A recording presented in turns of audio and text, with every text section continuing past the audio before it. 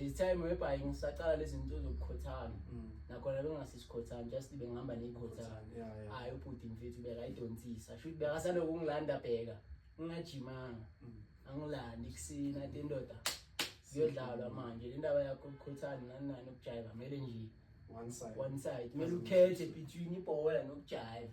phazamisa yayibona manje. So Marakalana Mazaraza Abusa 11 yakhumbula bengasumazaraza kuphela umazaraza no Charles so how was it there? Ayish ntwana ngikutshela ivaka yazi kuthokoza 11 mina ntwana ngisho angidlalanga isikhathi eside yona vele yithi ama founder vele because mayiqala ukudlala thina futhi Thokoza 11 ngokwama player wa 6 station 2 ukuthi KZ ne Rovers but so just basically was the thing